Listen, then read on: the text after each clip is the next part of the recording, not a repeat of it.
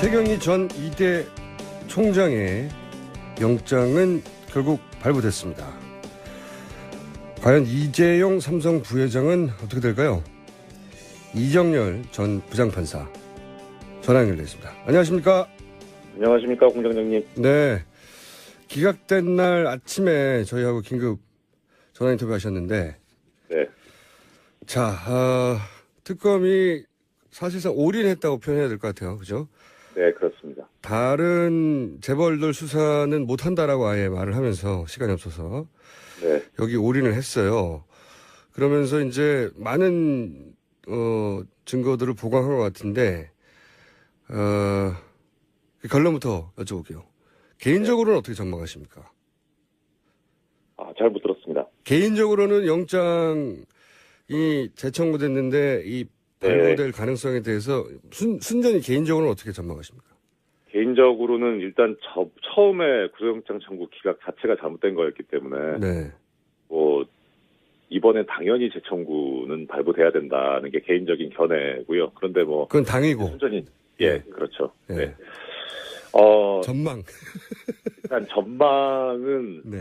참 일단 가장 관심 있게 보였던 신호등이라고 할까, 그게 최경희 총장 네. 영장 발부된 것이 좀 일종의 하나의 신호로 볼 수 있지 않을까 싶은 생각이 들긴 합니다. 그게 이제 긍정적인 신호를 읽으십니까? 아니면 부정적인 신호를 읽으십니까? 긍정적인 신호로 보고 있습니다. 그래요? 그 이유를 좀 부장 판사를 해보신 분으로 설명해 주십시오. 일단 통상적으로 이 구속영장 청구 사건이 판사 혼자 하는 단독 판사 관할 사건인데요. 네. 그런데 이제 아시다시피 서울중앙지방법원 같은 경우에 3사람의 영장 전담 판사가 있거든요. 네. 그러면은 관행적으로 네. 한 사람이 결정해서 한 사람 명의로 나가기는 하지만 네. 나중에 이게 재청구가 됐을 때 처음에 기각했다가 재청구되면은 다른 나머지 2명이 근무하고 있는 판사가 예. 다 같이 근무하고 있는 판사가 그대로 발부하는 게 모양새가 이상해지니까 그렇죠. 통상적으로 사전에 좀 논의를 하거든요. 일반적으로는. 네. 네, 사안이 크면 클수록 더욱 오래 논의하겠군요. 더 그렇고요. 예. 네. 그래서 처음에 구속영장 청구가 기각됐을 때 이게 재청구해도 쉽지는 않을 것이다. 네. 라고 하는 게 일단은 그렇게 의논을 하기 때문에 그래서 다시 재청구를 하더라도 발부가 쉽지는 않겠다라고 생각을 했는데, 그러니까 한 사람 명의로 나왔지만 실제로는 사안이 중대할수록 3사람이 같이 이미 의논해서 냈던 것을 이제 똑같은 사람한테 이제 재청구할 수는 없으니까 나머지 2사람한테 갔을 때 3인 동료가 같이 의논해서 기각했던 거를 또 다시 재청구된 거를 그때는 발부를 해버리면 이게 이제 앞뒤에서 자기들이 논리 앞뒤 안 맞으니까. 그렇죠. 네. 그래서 또다시 기각될 가능성이 더 높다고 이제 보셨었고. 예. 네. 그런데 최경희 총장 같은 경우에는 지금 재청구돼서 발부된 거니까 어떻게 보면은 특검에서 수사를 좀 더 보강을 충실하게 잘 했다고 해석이 될 수도 있지만 또 어느 한편으로는 법원에서 이제 입장을 그쪽으로 정한 것이 아닌가, 그렇게 해석될 여지가 있거든요. 첫 번째 이제 긍정적인 신호로 해석하는 거는 특검이 보강을 잘 해서 플러스 기존에 자기들이 한번 3인이 의논해서 기각시켰더라도 보강만 충분하다면 다시 발부할 수 있는 것으로 입장을 정한 게 아닌가. 예, 그렇습니다. 네, 그러니까 이렇게. 일종의 특검이 이제 법원으로 하여금 다시 발부할 수 있는, 이번에는 발부할 수 있는 명분을 만들어준 상황이 아닌가 싶고요. 또 한 가지 제 해석은 어떻습니까? 저도 그런 면도 있는 것 같고요. 설명을 듣고 보니. 또 하나는 이제 지금 사람들에게 초미의 관심사 최경희 총장은 구속 영장을 발부하고 그렇게 부담을 좀 덜고 이제 이재용 부회장은 봐라. 최경희 총장은 제대로 보강이 됐기 때문에 청구했지만 이건 또 충분한 보강이 아니어서 기각한다. 이렇게 알리바이용으로. 네. 그거는 충분히 이제 그런 추론도 합리적으로 가능하긴 한데. 그런데 이제 저는 하나 좀 의구심이랄까 걱정스러운 부분은 이재용 부회장만 청구가 된 것이 아니고. 그렇죠. 삼성 임원 한 분이 더 청구가 됐지 않습니까? 둘 중에 한 사람은 최소한 하겠다는 의지 같아요. 그래서 그렇게 보면은 법원 입장에서 두 사람 중에 한 사람 정도만 발부하는 쪽으로 갈 수도 있지 않겠나. 예, 그런 이런 경우에는 둘 다 기각시키기는 쉽지 않을 것이다 이렇게 보시는 거죠. 그러니까 특검 입장에서도 적어도 한 사람 정도는 나오지 않겠느냐. 그러니까 뭐 어떤 예비적인 그런 느낌으로 그렇게 한 것 같아서 그런 측면에서 보면은 특검이 좀 자신이 없지 않나 하는 그런 느낌도 없지 않아 들긴 합니다. 자신이 없지 않냐. 저는 해석을 어떻게 했냐면 아니 이 정도로 보강해가지고 두 사람을 쳤는데 둘 중에 한 사람은 하겠지. 둘 다 하나 보자. 이런 거꾸로 자신감을 읽었는데요. 그러니까 둘 다 기각하지는 못할 것이다는 그렇죠. 거는 맞는 것 같은데 둘 다 할 것인가는 특히 이제 사실 관심사는 이재용 부회장 쪽이니까요. 그렇죠. 이재용 부회장이 가능하겠는가. 근데 어떻게 보면은 그 이재용 부회장이 주장해온 방어 논리하고 방어 논리가 이제 자기는 몰랐고 이 부하 직원들이 했다는 거니까 그 논리에 따르면 둘 중에 한 사람은 발부가 돼야 되는 거니까요. 그러면 부하만 발부되는 건데 만약 그런 가설하에서라면 물론 이건 다 전망입니다. 아무리 이제 부장 판사를 하셨어도 사실은 지금 당장 이제 결정할 분은 아니니까요. 전망일 수밖에 없는데 저희보다는 훨씬 이제 법원의 분위기를 잘 아시니까. 그리고 결정적으로 처음에도 발부될 줄 알았는데 그런 일이 벌어질지 몰랐기 때문에. 그렇죠. 제가 전망하는 것이 얼마나 신빙성이 있을지 모르겠습니다만 다만 이제 그런 분위기는 읽을 수 있을 것 같습니다. 그러니까 아까 말씀드렸던 대로 세 사람이 의논을 해가지고 처음에 기각이 된 거라서. 그런데 지금 2월 20일자로 법원이 정기 인사가 돼서 아마 업무가 변동이 있을 겁니다. 직전이군요, 인사. 직전입니다. 그래서 저는 처음에 전망하기를 2월 20일 이후에 재청구를 하지 않겠느냐. 한번 기각했던 팀이 그대로 온전한 상태인데 다시 그 속에 수를 던진다는 거는 좀 위험 부담이 있을 거다 생각을 했는데 한편으로는 이렇게 좀 빨리 재청구가 된 것은 특검 입장에서 보면 어떻든 지금 28일이 수사 기한이지 않습니까? 그렇죠. 연장될 가능성이 지금으로서는 크지 않고. 거의 없고. 그래서 20일 이후에 구속영장을 청구해서 발부를 받는다고 해도 중요한 거는 기소를 하는 게 중요한데요. 수사를 해서 기소를 할 시간이 없기 때문에 그래서 이 얘기는 특검 수사 시한이 연장되지 않을 거라고 하는데 상당히 특검 쪽에서도 방점을 두고 있는 것이 아닌가 그런 걱정스러운 생각이 듭니다. 특검 입장에서는 자기들 마음대로 할 수는 없는 것이고 자기들 입장에서는 주어진 확보된 시간 안에서 최선을 다한다. 이런 시간표대로라면 지금 안 하면 안 되는 거죠. 그렇죠. 그래서 오히려 구속영장 발부 기각 여기에 어떤 위험성이라든가 가능성보다는 기소를 하는데 조금 더 시간을 확보하자는 그런 의도가 아닌가 싶거든요. 자, 제가 한 가지 여쭤보고 싶은 건 이런 겁니다. 저희는 이제 판사가 돼본 적이 없으니까 이렇게 영장 발부하는 분들이 3인 체제로 이제 의논을 한다고 하셨는데 한번 기각한 거를 이번에는 모든 언론의 주목을 받으며 국민들의 주목을 받으며 다시 재청구가 됐어요. 게다가 재청구 사안들에 대해서 이렇게 저렇게 보강됐다. 자세한 내용은 나오지 않았지만 여러 가지 이제 국민들이 정보를 가지고 있는 상황에서 이 판사는 어떤 정도의 심리적 압박을 느낍니까?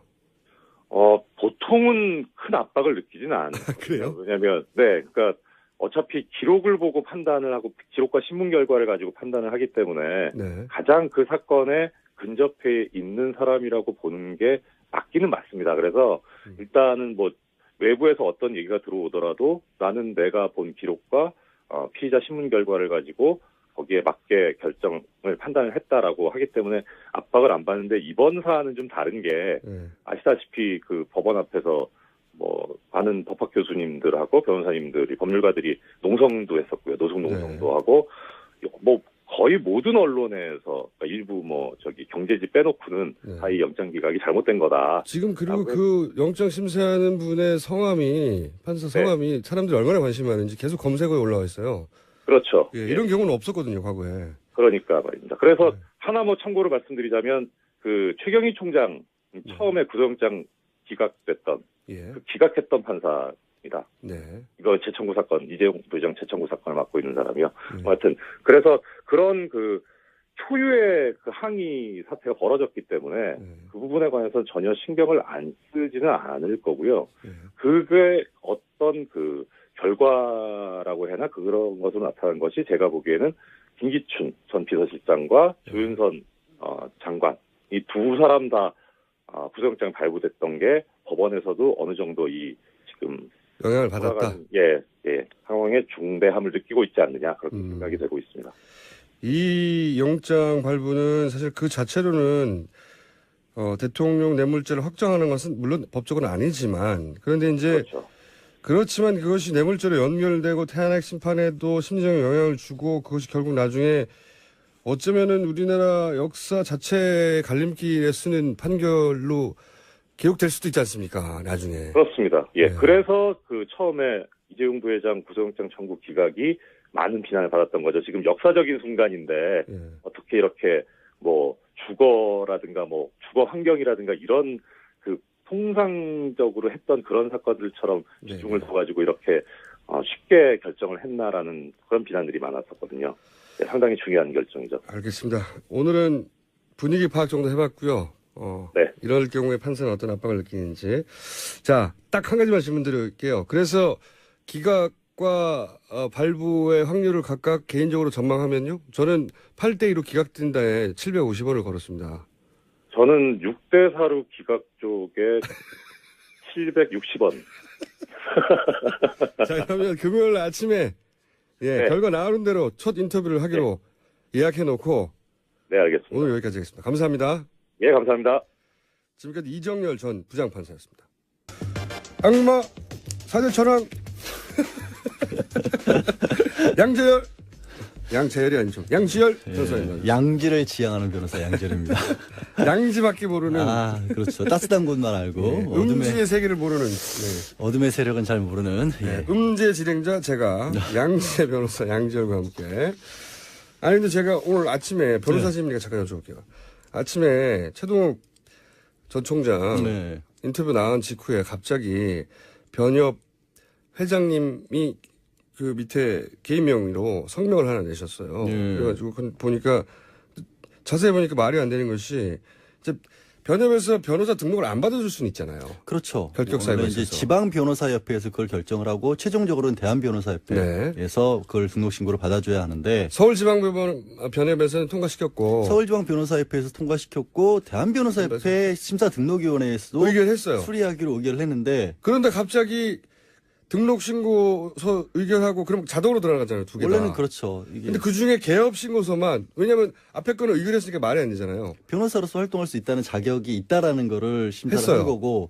그리고 어떻게... 개업 신고서는 신고제이기 때문에 반려란 절차도 없잖아요. 원래는 없어요.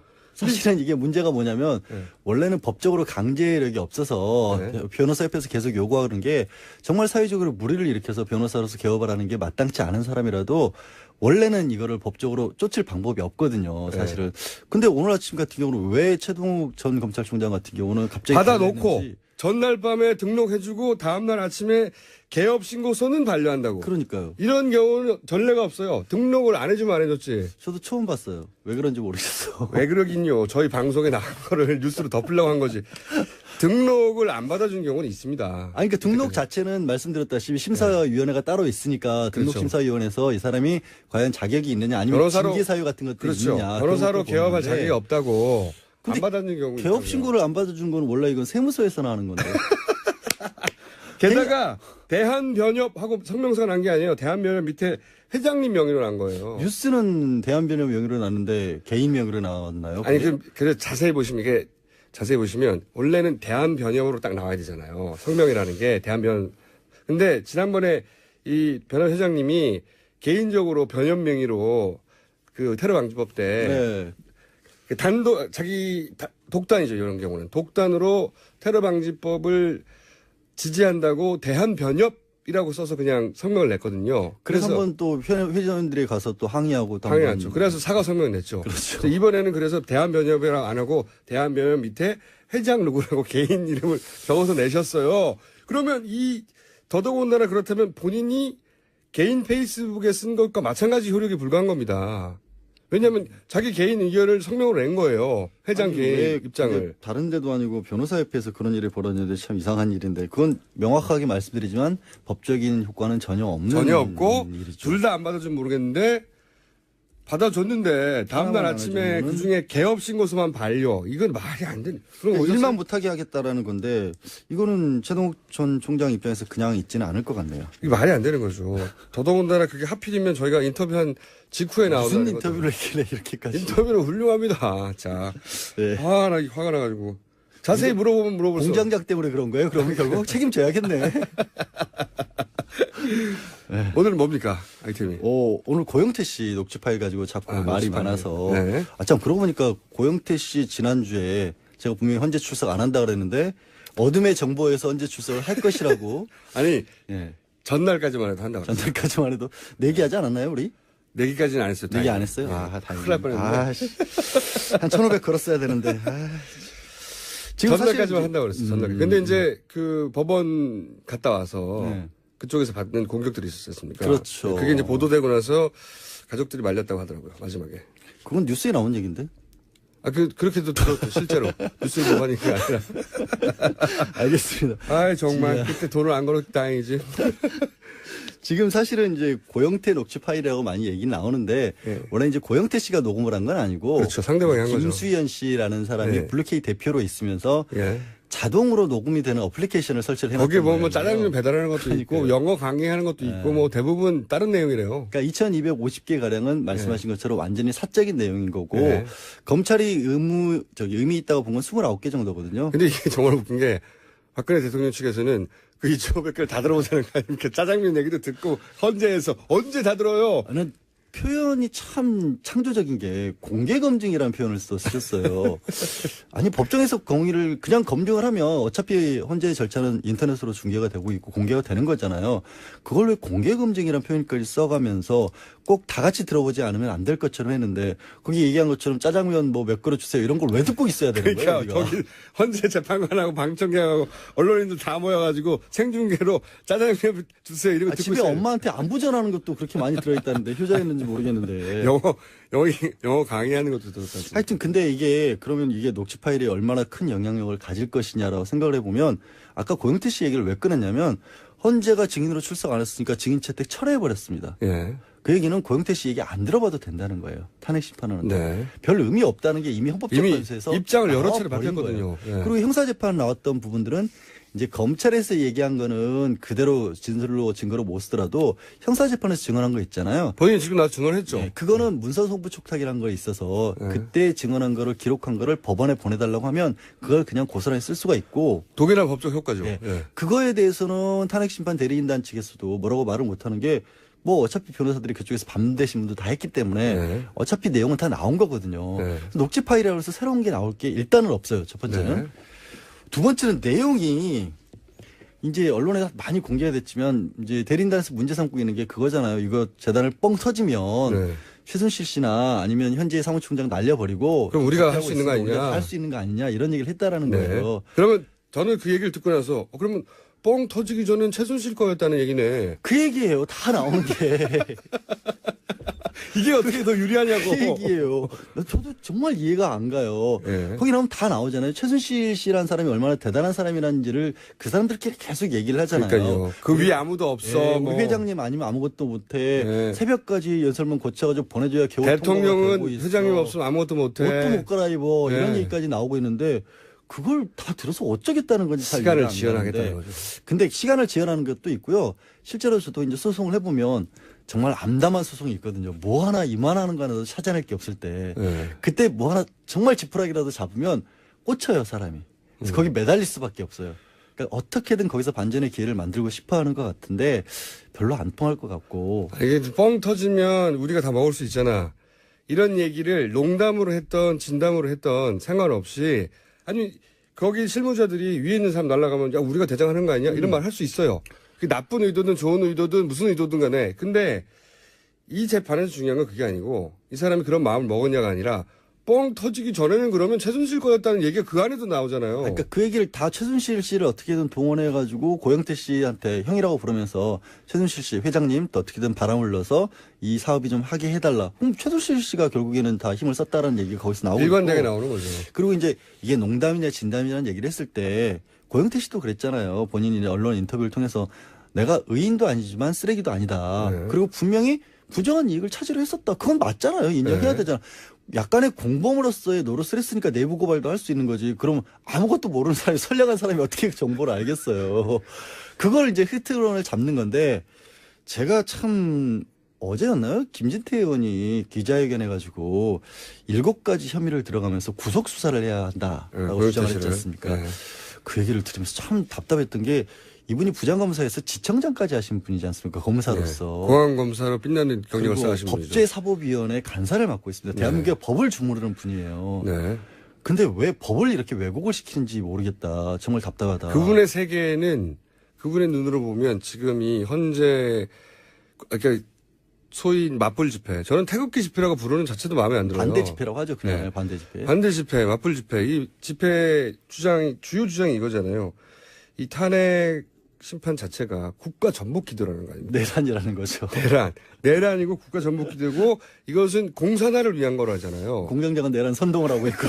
그러니까 국민 80%가 지금 공산당이 된 거예요. 다 속았다는 거잖아요. 그러니까 일부 공산당이. 언론하고 검찰이 짜고. 근데 그 연장선상에 계신 아니 근데 최전선에 김진태 의원이 있으니까 정치적인 어떤 소신은 좋다 이거예요. 그럴 수 있다. 거기까지 받아들일게요. 근데 왜 법조인으로서는 이건 안 되는 얘기냐면 농담이든 진담이든 이런 얘기를 했다라는 것, 빵 터지면 우리가 차지하자. 이거는 일종의 자기네들끼리 작당했다, 모의했다 이런 거지 그렇죠. 않습니까? 근데 이런 모의와 관련돼서 법조계에서 이제 가장 먼저 정말 신입생 때 배우는 게 한탕하자 사건이라는 사건이 있어요. 한탕하자 사건. 뭐냐면 군인들끼리 저녁 앞두고 네. 야 우리 저녁하고 할 일도 없는데 무기 탈취해가지고 네. 나가서 하이나 산탕하자. 한탕하자. 자기들끼리 모의를 한 거예요. 모의. 그게 군 검찰에 발각이 된 거예요. 오케이 사전에. 예, 예. 무죄 받았어요. 왜? 모의만 갖고는 강도 네. 같은 거 이런 거 하기는 너무 구체적인 계획이 하나도 없었다. 그렇지. 그러니까 강도는 사실 이런 얘기는 우리는 자주 하거든요. 저희 제작진하고는 제가 내각을 이미 다 구성했어요. 내각을 예. 내라를 다 쿠데타를 성공을 한 거예요. 그러니까 제가 아니 너 세상에 어지러면 내가 대통령 할게. 뭐 가지고 싶은 거 뭐야? 방송국 몇 개 나눠줬어 이미. 어제 술 먹으니까 제가 어제 술 한잔 했거든요 사실은. 맥주집에 있었는데 예. 옆 테이블 아저씨들 심각한 얘기 많이 하시더라고요. 그러니까요. 당신들이 정권을 맡으면 어떻게 하시겠다는 그러니까 그런 수준의 얘기만으로는 예비나 음모도 안 된다는 뭐 드릴까요? 거고. 뭘요? 뭐 저요? 드릴까요? 저 황교익 씨는 뭐 드린다니까 안 한다는 거예요. 그래서 시각청 정도 달라고. 아시겠죠. 그래서 시각청 드렸고 저희 책임 PD는 SBS 달라고 그래가지고 제가 야 KBS도 해가지고 두 개 다 줬어요. 저는 최근에 일련의 사태를 보니까 문체부가 알짜인 것 같아요. 그런 얘기인 거죠. 이런 그러니까 게. 그 수준이라는 거. 그래서 사기 미수는 절대로 될 수가 없고 또 두 번째로 나왔던 게 이제 공갈도 될 수 있을 것 같다. 그 게이트 폭로할 테니까 5억 원을 달라라 요구를 했다라고 하는데 이거는 최순실 씨가 거의 착각한 걸로 지금 밝혀지고 있죠. 그러니까 이성한 미르재단 이사가 그때 당시에 돈이 좀 급해서 그건 고영태 씨 얘기도 아니에요. 고영태 씨 얘기도 아니고 네. 그래서 5억 원을 협박을 한 것도 아니고 땅을 사주든지 빌려달라. 그러면 이걸 담보로 주겠다. 그거를 최순실 씨는 달라 그랬다고 하는데 최순실 씨 얘기를 그대로 옮겨도 땅을 사주든지 5억을 달라 그랬다. 이게 협박이에요? 자기 돈. 이것도 공갈이 안 되는 거고요. 네. 두 번째는 이제 절도가 또 나오죠. 절도. 그때 공무상 비밀 문서들 많이 나왔었는데 고영태 네. 씨가 이걸 문서를 가져가서 밖에 흘린 게 아니냐. 네네. 태블릿하고 연결되는 거죠. 네. 태블릿하고 연결되는 거기도 하고. 근데 문서 같은 경우에는 일반적으로 법적으로 이게 절도죄가 될 수 없다라고 봐요. 문서는. 왜 문서의 중요한 의미는 뭐가 있냐면 그 안에 들어가는 정보가 중요한 거지 문서가 중요한 건 아니잖아요. 종이짝이 중요한 게 아니잖아요. 그렇죠. 그래서 특히 컴퓨터 파일로 저장되어 있는 것을 출력해낸 경우에는 아예 가져갔더라도 컴퓨터 파일 그대로 남아있잖아요. 그렇죠. 최순실 씨 그대로 쓸 수 있잖아요. 가치를 하나도 뺏은 게 없잖아요. 그래서 절도가 아예 안 된다는 게 확립된 판례예요. 정보 유출이라고 볼 수는 있겠지만 정보 유출이 됐기 때문에 기업의 경우에는 그걸 배임죄로는 처벌을 해요. 하지만 절도는 절대 안 돼요. 종이를 가져갔다고 절도죄는 안 된다. 그러니까 되긴 되는데 네. 종이 훔쳤다고 그러니까 A4지 훔쳐간 거가 되는 거죠. 그렇죠. 네. 그걸로 처벌을 안 한다는 게 확립된 판례. 이거는 90년대 이미 끝난 얘기예요. 90년대 끝난 얘기. 그거를 어떻게 지청장 출신이 이걸 몰라서 하는 게 아니죠. 아니 그러니까 그게 저는 싫다라는 거예요. 제가 이렇게 많다는 거를 그런 이미지를 받아라 이렇게 이제 던져주시는 거죠. 그러니까 다른 이미지를 하라고요. 정치적으로 다른 소신발언을 하면 좋은데 법을 왜곡시키지는 말았습니다. 본인 전공이 그건데 어떡해요. 본인 전공이 체육이 아니잖아요. 뭘 만들어도 본인 전공에서 만들어야죠. 그러게요. 그래서 이제 이렇게 이제 검찰까지 한 분이 이런 얘기를 하면 이제 이 맞불 집회에서 그런가 보다. 속깃하실 수 있죠. 그렇죠. 아니 그게 아니라 김진태 의원에 대해서는 정말 진짜 의인으로 정말 최고의 어떤 뭐 지도자로 그렇게 추앙을 받는 상황인데 추앙을 하더라도 정치적인 걸로 모르겠지만 법적으로는 다 틀린 얘기라는 걸 알고 하셨으면 좋겠습니다. 자, 법적으로 고영태 씨 관련해서 뭐 공갈인이 등등 모의 이게 다 말이 안 되는 거다. 네, 혐의점이 이게 어려워요. 법정에 가면은 다 무혐의로 떨어지는 거다. 아니, 기소 자체를 안 하죠, 검찰에서도. 기소 자체를 안 기소 한다. 자체를 안 하죠. 본인도 이거는 모를 뭐. 리가 있습니까? 그러니까 특혜를 주는 게 아니라는 걸 설명을 드린 거고요. 평생 검사했는데. 마지막으로 제가 어제 되게 황당한 얘기를 들어가지고. 요새 황당한 얘기 한두 개가 아니고. 헌법재판소에서. 황당 안 하기만 해봐라. 한번 황당 시켜주세요, 저를. 그러니 기자들이 물어본 거죠. 이제 이동업 전 재판관이 갑자기 변호사로 들어가니까. 예, 헌법재판관 출신이네. 헌법재판관 출신이 1년 6개월 동안이나 이정미 재판관이랑 같이 일을 했는데 이게 혹시 헌법재판소의 그 재판에 불공정한 영향을 끼치는 게 아니냐라고 동료였기 물어봤다는 때문에. 거예요. 동료였으니까. 그랬더니 대리인단에서 나온 답변이 혹시 불공정한 그런 어떤 우려가 있으면 이정미 재판관이 빠져라. 아니 이게 도대체 훌륭해. 법치적 이 정도 수준이 돼야 되는 겁니다. 아니 나는 진짜 변호사로서 반성했어요. 이런 생각도 할 수가 있구나. 나 이거 야, 황당 성공했어 진짜. 성공했어요. 예. 인정. 나 어제 생방송 도중에 이 얘기 듣다가 진짜 나는 한참 멀었다. 변호사로서 수준이 이 정도는 그러니까 돼야지 변호사다. 변호사를 선임했는데 이 변호사가 과거에 동료였기 때문에 혹시 그 재판에 영향을 공정성에 영향을 미칠 아무래도 동료니까 그렇죠. 그런 우려가 있지 않냐고 물어봤더니 아니 그런 우려가 있다면은 이정미 동료였으니까 이정미가 빠져. 그러니까 네가 가라.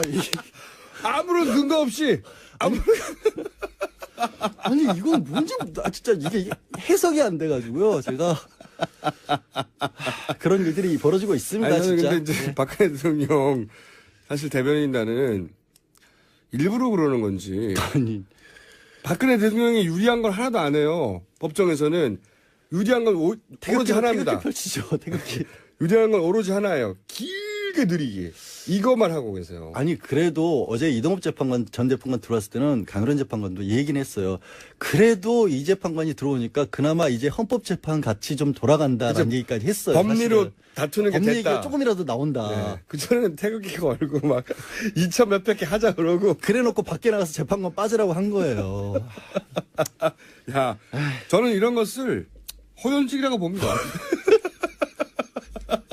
얼마나 과감해 확 찔러버리는 거지. 틀림없이 제가 보기에는 다음 주 주말 이 맞불 집회에는 이정미 재판관 퇴임하라는 얘기가 나오고. 이번 주 토요일 날? 이번 네. 주 토요일 날. 그쪽 맞불 집회에서는. 알겠습니다. 더 이상 할 말이 없어서 저 이제 갈래요. 네. 지금까지 양재만에서 활동하시는. 양지를 지향하는. 네. 양지에서 양지를 지향한다는 게 문제예요. 뭘 또 그게 문제예요, 그게. 자, 양지열 변호사였습니다. 감사합니다. 네, 고맙습니다. 자, 불친절한 AS. 이현 의원님, 거기가 어딥니까? 저도 궁금해요. 제가 다음 주에는 꼭 알아서, 혹은 그 전에도 알면 알려드릴게요.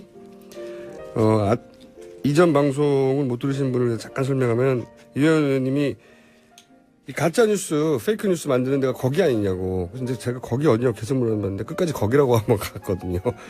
거기를 다음 주에는 말을 하는 걸로. 최동욱 전 검찰총장에 대한 문자가 많습니다. 네. 이거 하나의 뉴스 맞아요, 정말. 자, 저희는 그래서 최동욱 전 검찰총장의 인터뷰에 대해서, 가능한 개인, 라디오를 들으시는 분들이 자기 자리에서 퍼뜨릴 수 있는 만큼 퍼뜨려 주시고, 저희도 방법을 찾아보겠습니다. 이건 말이 안 돼요. 엘리베이터를 탔는데 할아버지께서 엘리베이터 안에서 뉴스 공장을 듣고 계셨어요. 그래서 1층부터 18층까지 강제로 청취했습니다. 네. 엘리베이터에 라디오를 붙여버렸어요. 채널 하나로 고정해가지고 무한반복. 여기까지 하겠습니다. 감사합니다. 자, 지난주에 저희가 한 주 건너뛰었습니다. 이번에 시간을 기다린 분들이 굉장히 많아요. 원정우 씨, 과학하고 앉아있네 나오셨습니다. 네, 안녕하세요. 오늘은 뭡니까? 일단 저 미래창조과학부를 가지겠습니다. 미래창조과학부요? 제가 가진다고요. 아까 그 얘기를 하시길래. 아까 나눠줄 때? 네, 미리 좀 좀 해놓으려고요. 아니 그거 하나만 하시려고? 딴 것도 할까요? 문체부에서 돈 많이 나올 것 같은데. 네, 그것도 참고해 보고요. 예. 일단 방송국은요? 방송국은 교통방송이요. 교통방송? 네. 교통방송은 놀린 분들이 많아요. 교통방송 이미 배정됐어요. 이미. 저희 작가한테 배정됐고요. 자, 오늘 주제가 뭡니까? 네, 2주 만에 찾아뵙는데요. 오늘도 늘 그랬듯이 우리가 알아두면 좋은 과학 지식. 순수한 과학이죠. 네, 과학 상식과 함께 하겠습니다. 네. 요즘 건조한 겨울 끝물에 이제 불조심에 긴장을 놓치지 말아야 할 때 아니겠습니까? 예. 좀 전에 양절 변호사님하고도 그런 얘기를 하셨더라고요. 특히 올겨울에는 이 맞불이라는 말이 많이 등장했잖아요. 태극기 집회, 반대 집회. 네. 그래서 이 맞불의 과학과 함께. 맞불의 과학. 듣기만 해도 재밌을 것 같아요. 맞불의 과학. 그리고 우리가 필수적으로 알아야 하는 소방 상식에 대해서. 소방 상식에 대해서. 이야기를 네. 나누겠습니다. 맞불의 과학. 네. 먼저 이제 불을 끄는 일, 이제 소화의 원리에 대해서 좀 말씀을 드릴게요. 이거는 뭐 진짜 과학인데요. 소화에 크게 세 가지 방법이 있습니다. 네. 첫째는 냉각 소화라고 하는데 이거는 타고 있는 물질을 발화점 이하로 온도를 낮추는 거예요. 물 뿌리는 것 같은 거. 그렇죠. 네. 네. 물 뿌리는 게 바로 대표적인 냉각 소화인데 왜 큰 불이 났을 때 소방호스로 물을 엄청 뿌려도 불이 잘 안 꺼지지 않습니까? 네. 그때는 물의 양이 발화 지역 전체 온도를 낮추는데 부족하기 때문에 그렇겠죠. 온도가 안 내려가기 때문에 불이 쉽게 안 꺼지는 거고요. 두 번째는 질식 소화입니다. 이게 거품 같은 거 뿌려주는 거? 네, 산소 유입을 막아주는 건데 소화기 원리가 되게 이런 거죠. 그러니까 거품이나 이산화탄소 같은 것을 쏴서 불이 붙은 것을 덮어서 그렇죠. 산소가 차단되게 하는 거죠. 왜 잿더리 뚜껑 덮으면 담뱃불 꺼지는 게 바로 이 원리인데. 그것까지는 이해가고요. 네. 지난번에 저 촛불 집회, 촛불 끄는 법 말씀드릴 때 제가 한국물리학회 자문을 받아서 광화문 광장 전체를 이불로 덮어야 된다고 말씀드렸잖아요. 이게 바로 전형적인 질식소화법입니다. 근데 사람이 질식할 위험도 있다는 점에서 상황에 따라 유의해야 하는 것도 짚어봤었고요. 세 번째는 뭡니까? 세 번째가 바로 오늘의 주제, 제거소화입니다. 제거소화. 네, 이거 처음 들어보셨을 거예요, 아마. 이게 기본적으로 실제 있는 소화법인 거죠, 제거소화. 네, 그럼요. 이 세 가지가 이제 대표적인 소화법인데. 이거 이런 거 아니에요? 불나면 미리 불에 탈 부분들을 다 태워 없애버려가지고 불이 번지기를 차단하는 산불 났을 때 이렇게 하는데. 한마디로 탈 물질을 미리 제거해 버리는 건데요. 이게 어려운 개념 같지만 지난번 또 촛불 얘기할 때 왜 바람으로 끄는 이야기 드릴 때 바람을 불어서 심지를 타고 올라온 파라핀을 날려버린다고 얘기를 드렸을 거예요. 이게 이제 타는 물질 제거한 경우입니다.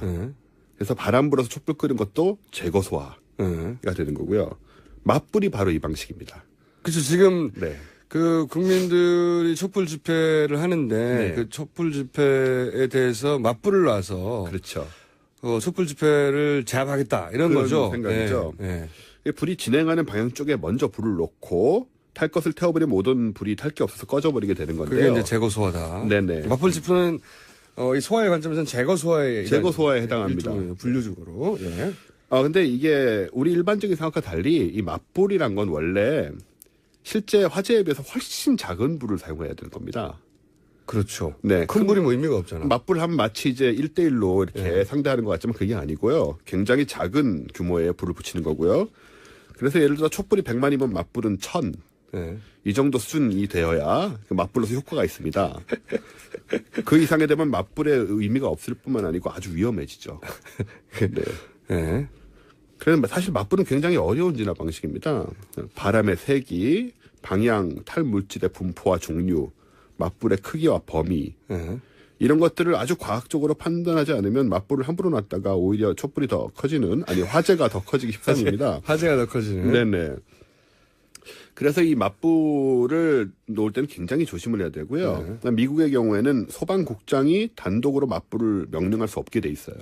아, 위험해서 방식 자체가 그 불을 더 지역에- 키울 수도 있다. 그렇습니다. 굉장히 위험하기 때문에 그 지역의 관련자들이 함께 결정을 합니다.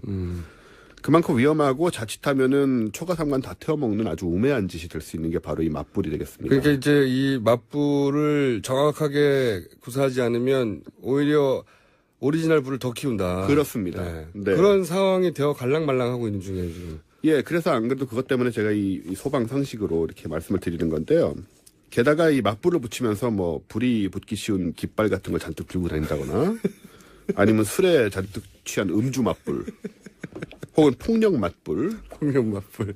또 이 불의 성질에 대해 충분히 숙지하지 못한 요원들이 뭐 일당을 받고 투입된다거나 이런 일은 화재를 훨씬 더 키우는 위험한 결과로 이어질 수 있죠. 제가 그 말씀하시니까 네.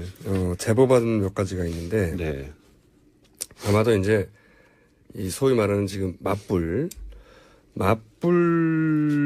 집회에 참석하시는 분인 것으로 추정되는 분. 네. 네. 그 맞불 집회 인근에 있는 가게들 점주로부터 들은 이야기 있어요. 네. 어떤 얘기가 있냐면 그런 집회가 많이 열리는 지역들이 다 정해져 있잖아요. 네. 그 지역 중에 한 군데에 있는 옷가게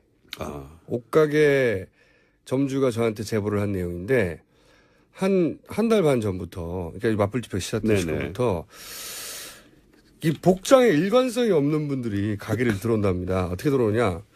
분명히 양복을 입었는데 운동화는 한 떨어지기 직전에 운동화를 한 10년쯤 된 것 같은. 네, 그런 운동화를 신고 양복인데 머리는 감지 않은 더벅머리. 그래서 이분을 내가 쫓아내야 되냐 아니냐.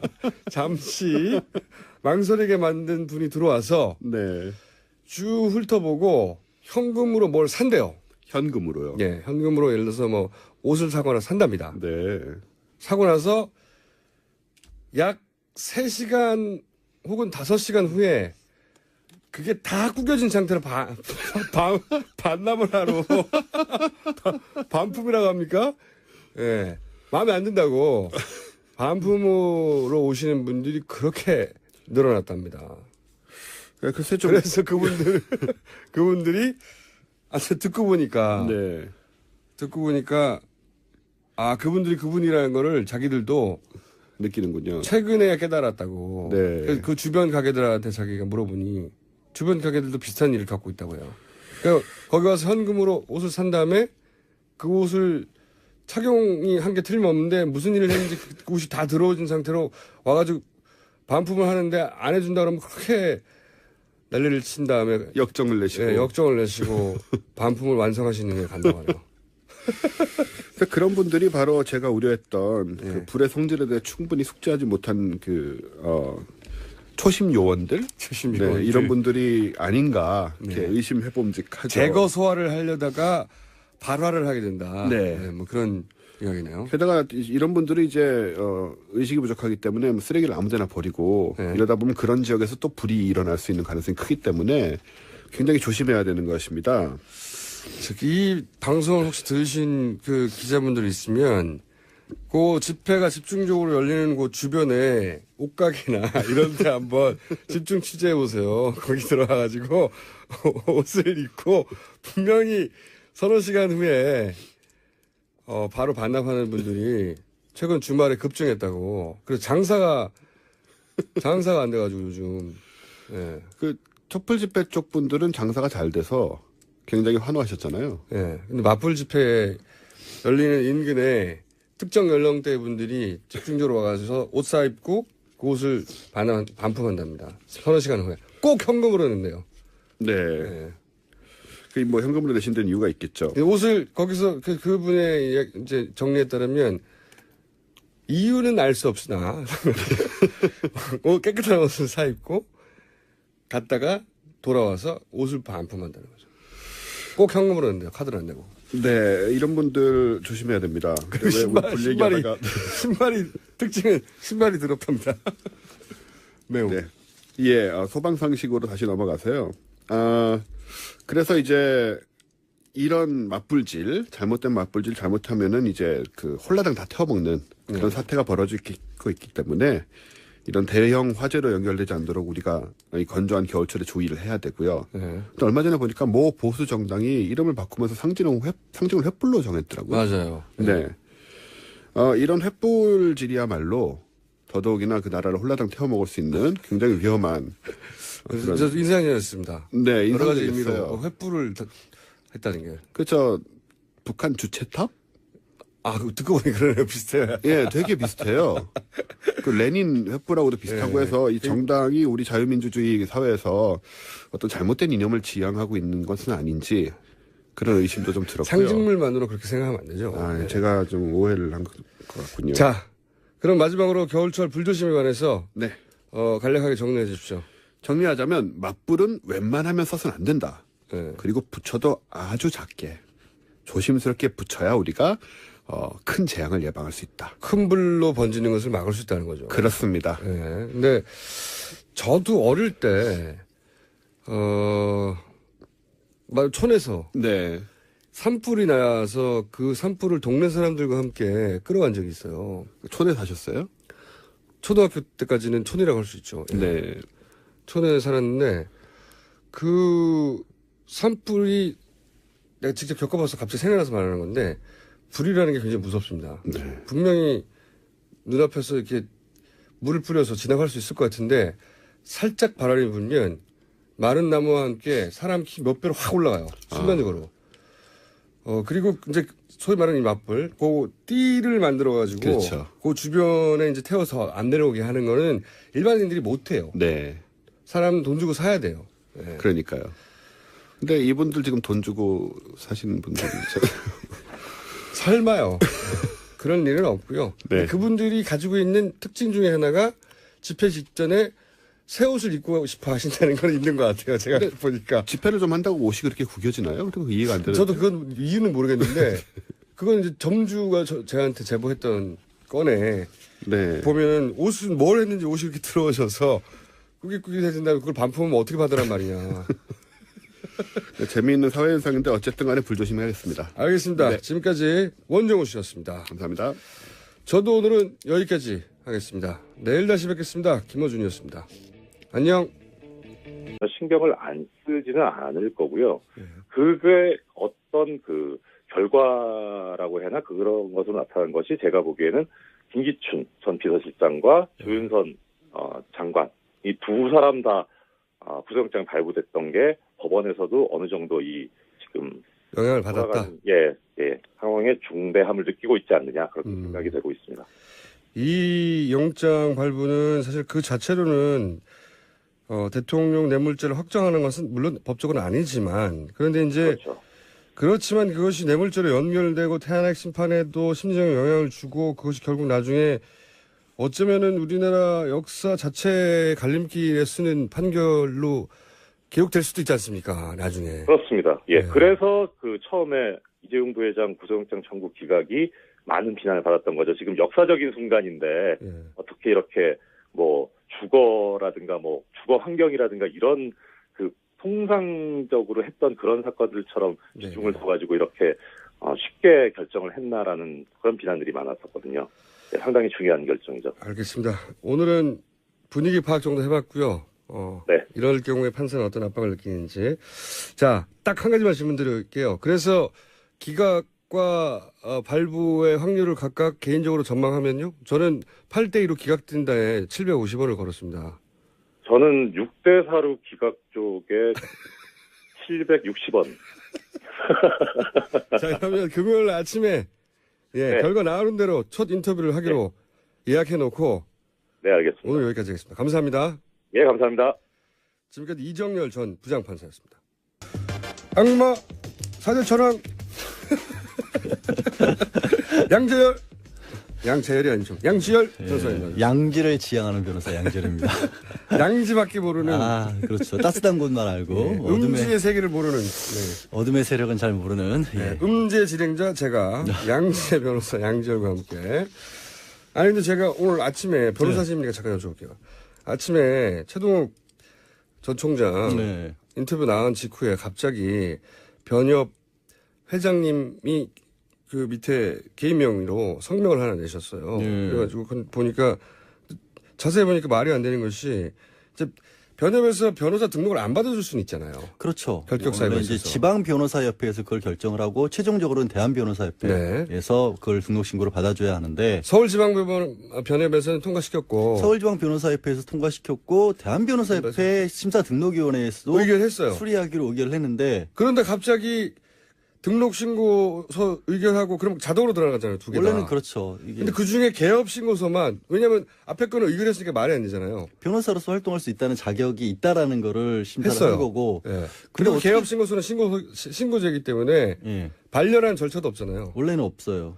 사실은 이게 문제가 뭐냐면 원래는 법적으로 강제력이 없어서 변호사협회에서 계속 요구하는 게 정말 사회적으로 무리를 일으켜서 변호사로서 개업을 하는 게 마땅치 않은 사람이라도 원래는 이거를 법적으로 쫓을 방법이 없거든요. 사실은. 근데 오늘 아침까지 수 있을 것 같습니다. 그러니까 그 아까 말씀드렸던 대로 세 사람이 의논을 해가지고 처음에 기각이 된 거라서 그런데 지금 2월 20일자로 법원이 정기 인사가 돼서 아마 저 업무가 변동이 있을 겁니다. 아, 직전이군요, 인사. 예, 직전입니다. 지금 그래서 저는 처음에 전망하기를 2월 20일 이후에 재청구를 하지 않겠느냐. 지금 한번 기각했던 팀이 그대로 온전한 상태인데 다시 그 속에 술을 던진다는 거는 좀 위험 부담이 있을 거다 생각을 했는데 한편으로는 이렇게 좀 빨리 재청구가 된 것은 특검 입장에서 보면 어떻든 지금 28일이 수사 기한이지 않습니까? 그렇죠. 연장될 가능성이 지금으로서는 크지 않고. 예, 거의 없고. 그래서 20일 이후에 구속영장을 청구해서 발부를 받는다고 해도 중요한 거는 기소를 하는 게 중요한데요. 수사를 해서 기소를 할 시간이 없기 때문에 그래서 이 얘기는 특검 수사 시한이 연장되지 않을 거라고 하는데 상당히 특검 쪽에서도 그 방점을 두고 있는 것이 아닌가 그런 걱정스러운 생각이 듭니다. 특검 입장에서는 자기들 마음대로 할 수는 없는 것이고 자기들 입장에서는 주어진 확보된 시간 안에서 최선을 다한다 이런 시간표대로라면 지금 안 하면 안 되는 거죠. 그렇죠. 그래서 오히려 구속영장 발부 기각 여기에 그 어떤 위험성이라든가 가능성보다는 기소를 하는데 조금 더 시간을 확보하자는 그런 의도가 아닌가 싶거든요. 자, 제가 한 가지 여쭤보고 싶은 건 이런 겁니다. 저희는 이제 판사가 돼본 적이 없으니까 이렇게 영장 발부하는 분들이 3인 체제로 이제 의논을 한다고 하셨는데 한번 기각한 거를 이번에는 그 모든 언론의 주목을 받으며 국민들의 주목을 받으며 다시 재청구가 됐어요. 게다가 재청구 사안들에 대해서 이렇게 저렇게 보강됐다. 자세한 내용은 나오지 않았지만 여러 가지 이제 국민들이 정보를 가지고 있는 상황에서 이 판사는 어떤 정도의 심리적 압박을 느낍니까? 보통은 큰 압박을 느끼지는 않아요. 그래요? 왜냐하면 그러니까 어차피 기록을 보고 판단을 하고 기록과 신문 결과를 가지고 판단을 하기 때문에 가장 그 사건에 근접해 있는 사람이라고 보는 게 맞기는 맞습니다. 그래서 일단은 뭐 외부에서 어떤 얘기가 들어오더라도 나는 내가 본 기록과 피의자 신문 결과를 가지고 거기에 맞게 결정을 판단을 했다라고 하기 때문에 압박을 안 받는데 이번 사안은 좀 다른 게 아시다시피 그 법원 앞에서 뭐 많은 법학 교수님들하고 변호사님들이 법률가들이 농성도 했었고요. 노숙 농성도 하고 뭐 거의 모든 언론에서 그러니까 일부 뭐 저기 경제지 빼놓고는 다 이 영장 기각이 잘못된 거다. 지금 그리고 그 영장 심사하는 분의 성함이 판사 성함이 사람들이 얼마나 관심이 많은지 계속 검색어에 올라와 있어요. 그렇죠. 이런 경우는 없었거든요, 과거에. 그러니까 말입니다. 그래서 하나 뭐 참고로 말씀드리자면 그 최경희 총장 처음에 구속영장 기각됐던 그 기각했던 판사입니다. 이거 재청구 사건 이재용 부회장 재청구 사건을 맡고 있는 사람이요. 하여튼 그래서 그런 그 초유의 그 항의 사태가 벌어졌기 때문에 그 부분에 관해서 전혀 같은 경우는 왜 최동욱 전 검찰총장 같은 경우는 갑자기 받아놓고 전날 밤에 등록해주고 다음날 아침에 개업 신고서는 반려한다고. 그러니까요. 이런 경우는 전례가 없어요. 등록을 안 해주면 안 해줬지. 저도 처음 봤어요. 왜 그런지 모르겠어. 왜 그러긴요. 저희 방송에 나간 거를 뉴스로 덮으려고 한 거지. 등록을 안 받아준 경우는 있습니다. 아니, 그러니까 등록 자체는 말씀드렸다시피 심사위원회가 따로 있으니까 등록심사위원회에서 이 사람이 과연 자격이 있느냐 아니면 징계 사유 같은 것들이 있느냐. 변호사로 개업할 자격이 없다고 안 받아준 경우. 개업 신고를 안 받아준 건 원래 이건 세무서에서 나오는 건데. 게다가 대한변협하고 성명서가 난 게 아니에요. 대한변협 밑에 회장님 명의로 난 거예요. 뉴스는 대한변협 명의로 나는데 개인 명의로 나왔나요? 아니 그래서 자세히 보시면 원래는 대한변협으로 딱 나와야 되잖아요. 성명이라는 게 대한변협. 근데 지난번에 이 변협 회장님이 개인적으로 변협 명의로 그 테러 방지법 때 자기 독단이죠. 이런 경우는 독단으로 테러 방지법을 지지한다고 대한변협이라고 써서 그냥 성명을 냈거든요. 그래서 한번 또 회장님들이 가서 또 항의하고 항의했죠. 그래서 사과 성명을 냈죠. 그렇죠. 그래서 이번에는 그래서 대한변협이라고 안 하고 대한변협 밑에 회장 누구라고 개인 이름을 적어서 내셨어요. 그러면 더더군다나 그렇다면 본인이 개인 페이스북에 쓴 것과 마찬가지 효력이 불가한 겁니다. 왜냐하면 자기 개인 의견을 성명으로 낸 거예요. 회장 개인 입장을. 다른 데도 아니고 변호사협회에서 그런 일이 벌어졌는데 참 이상한 일인데 그건 명확하게 말씀드리지만 법적인 효과는 전혀 없고 일이죠. 둘 다 안 받아준 모르겠는데 받아줬는데 다음날 아침에 그중에 개업 신고서만 반려. 이건 말이 안 되는. 그럼 일만 못하게 하겠다라는 건데 이거는 최동욱 전 총장 입장에서 그냥 있지는 않을 것 같네요. 이게 말이 안 되는 거죠.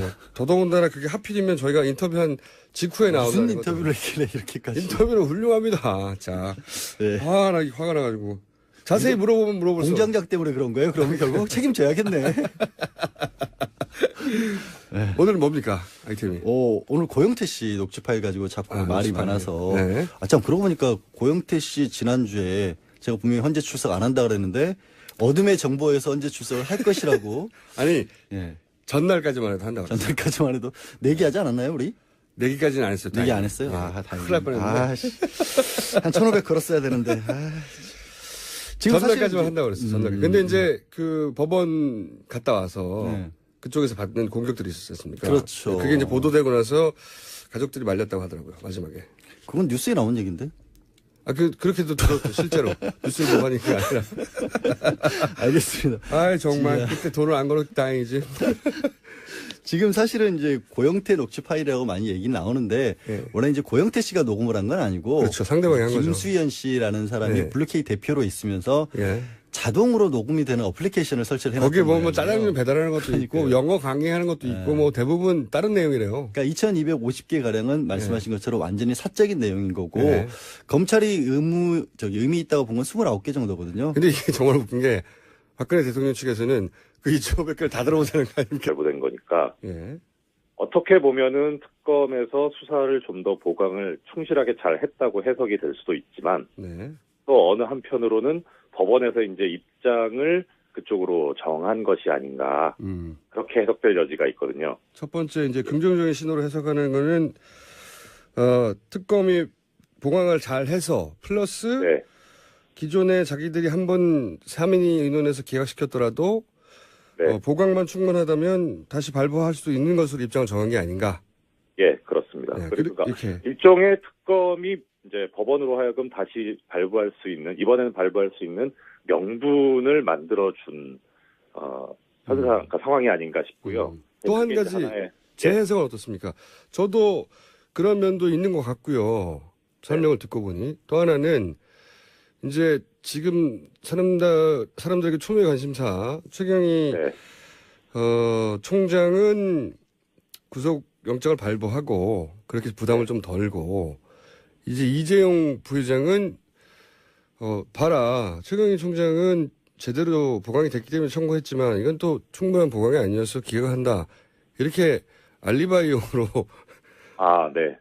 그거는 충분히 이제 그런 추론도 합리적으로 가능하긴 한데 그런데 이제 저는 하나 좀 의구심이랄까 걱정스러운 부분은 이재용 부회장만 청구가 된 것이 아니고 그렇죠. 삼성 임원 한 분이 더 청구가 됐지 않습니까? 둘 중에 한 사람은 최소한 하겠다는 의지 같아요. 그래서 그렇게 보면은 법원 입장에서 두 사람 중에 한 사람 정도만 발부하는 쪽으로 갈 수도 있지 않겠나. 이런 경우에는 둘 다 기각시키기는 쉽지 않을 것이다 이렇게 보시는 거죠. 그러니까 특검 입장에서도 적어도 한 사람 정도는 나오지 않겠느냐. 그러니까 뭐 어떤 예비적인 그런 느낌으로 그렇게 한 것 같아서 그런 측면에서 보면은 특검이 좀 자신이 없지 않나 하는 그런 느낌도 없지 않아 들긴 합니다. 자신이 없지 않냐. 저는 해석을 어떻게 했냐면 아니, 이 정도로 보강해가지고 두 사람을 쳤는데 둘 중에 한 사람은, 하겠지. 둘 다 하나 보자. 이런, 거꾸로 자신감을 읽었는데요.